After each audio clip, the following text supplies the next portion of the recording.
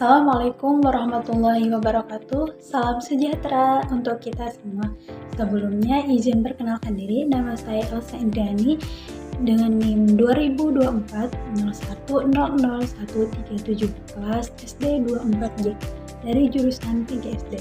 Di sini saya akan mereview materi landasan pendidikan dengan topik pendidikan seumur hidup. Di sini saya akan mereview tentang pendidikan seumur hidup. Latar belakangnya yaitu pendidikan seumur hidup memerlukan adanya perpaduan antara pendidikan keluarga, sekolah, dan masyarakat. Ini berarti pendidikan menjadi sebuah realita yang terjadi di masyarakat dan mempunyai arti yang sangat penting bagi perkembangan hidup manusia. Karena dengan pengetahuan dan keterampilan yang diperoleh dari berbagai pendidikan itu sangatlah penting bagi pendidikan kualitas hidup manusia, mensejahterakan dan membersihkan hidup manusia itu sendiri. Selanjutnya, ada konsep dasar pendidikan seumur hidup. Konsep pendidikan seumur hidup ini erat kaitannya dengan paham tentang waktu berlangsungnya pendidikan. Di dalam GBHN 1978 dinyatakan bahwa pendidikan berlangsung seumur hidup dan dilaksanakan di dalam lingkungan rumah tangga, sekolah, dan masyarakat.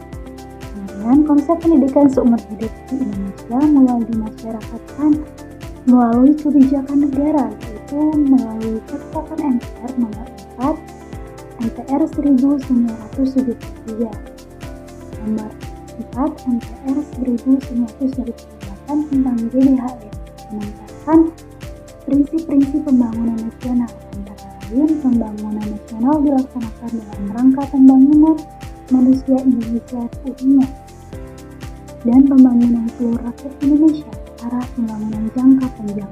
Kemudian pendidikan berlangsung seumur hidup dan dilaksanakan dalam keluarga, sekolah, dan masyarakat. Kemudian konsepsi manusia Indonesia seutuhnya merupakan konsepsi dasar tujuan pendidikan nasional Undang-Undang Nomor 2 Tahun 1989 Pasal 4.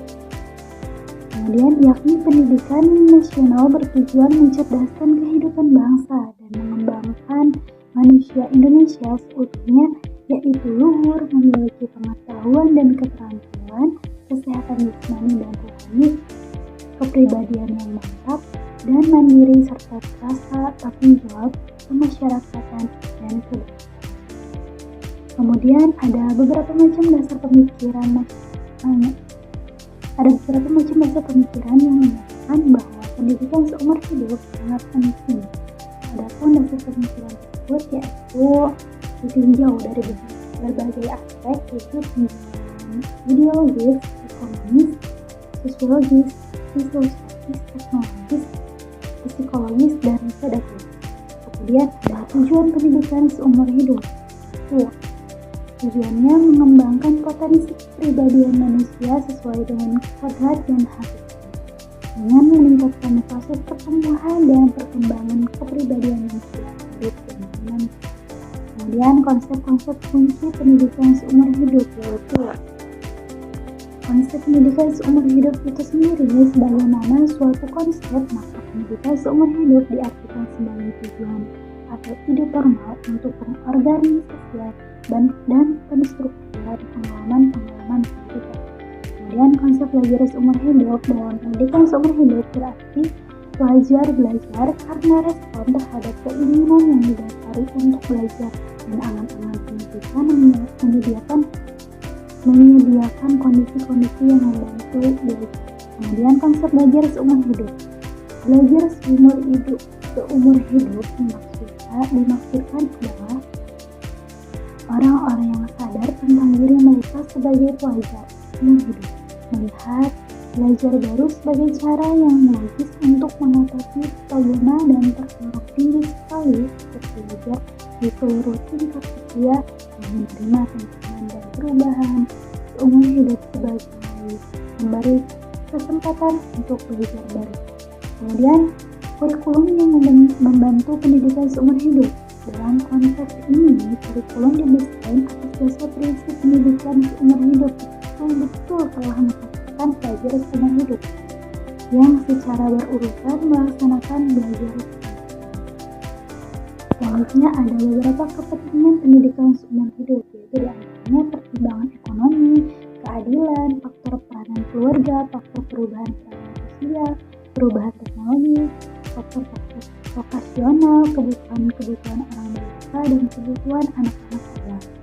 Selanjutnya ada implikasi pendidikan seumur hidup, yaitu pendidikan bersifat nasional, pendidikan nasional, pendidikan profesional, pendidikan ke arah perubahan dan pembangunan, pendidikan kewarganegaraan dan kedewasaan politik, dan pendidikan kultural dan sosial. Kemudian ada program wajib belajar 9 tahun. Program wajib belajar ini pada hakikatnya merupakan upaya sistematis pemerintah untuk meningkatkan kualitas manusia Indonesia sehingga dapat berpartisipasi aktif dalam keseluruhan pembangunan nasional serta adaptif dalam menyerap informasi pengetahuan dan teknologi yang muaranya adalah mendekatkan pada pencapaian tujuan pembangunan nasional, yakni masyarakat yang adil dan makmur berdasarkan Pancasila dan Undang-Undang Dasar 1945. Kemudian tujuan umum program wajib belajar 9 tahun, yaitu diantaranya memberikan kesempatan pendidikan kepada setiap warga negara tingkat minimal SD dan SMP atau yang sederajat. Kemudian setiap warga negara dapat mengembangkan dirinya lebih lanjut yang akhirnya mampu memilih dan mendapatkan pekerjaan yang sesuai dengan profesi yang dimiliki. Kemudian setiap warga negara mampu berperan serta dalam kehidupan masyarakat, bangsa, dan bernegara. Selanjutnya memberikan jalan kepada siswa untuk melanjutkan pendidikan ke tingkat yang lebih tinggi. Selanjutnya ada landasan hukum wajib belajar. Landasan hukum wajib belajar ini ada pada Undang-Undang 1949. Pasal yang berkaitan dengan pendidikan dalam Undang-Undang Dasar 1945 hanya 2 pasal, yaitu pasal 31 dan 32. Pasal 31 yaitu mengatur tentang pendidikan kewajiban pemerintah membiayai wajib belajar 9 tahun di SD dan SMP. Kemudian anggaran pendidikan minimal 20% dari APBN dan APBD dan sistem pendidikan nasional. Sedangkan pasal 32 mengatur tentang kebudayaan. Kemudian Undang-Undang Nomor 20 Tahun 2003 tentang sistem pendidikan nasional. Pasal 6 menyebutkan setiap warga negara yang berumur 7 sampai 15 tahun wajib mengikuti pendidikan. Kemudian Undang-Undang Nomor 47 Tahun 2008 tentang wajib belajar. Pasal 1 ayat 1 menjelaskan wajib belajar adalah program minimal yang harus diikuti oleh warga negara Indonesia untuk tanggung jawab pemerintah. Sementara pada ayat 2 dijelaskan pendidikan dasar itu adalah jenjang pendidikan yang melandasi sekolah menengah terdiri dari SD dan SMP sederajat. Kemudian ada strategi pelaksanaan wajib belajar 9 tahun. Itu diantaranya ada pendekatan budaya, sosial, agama, dan hukum. Kesimpulannya yaitu pendidikan dapat diartikan sebagai usaha manusia untuk membina kepribadiannya sesuai dengan nilai-nilai budaya masyarakat dan kebudayaan.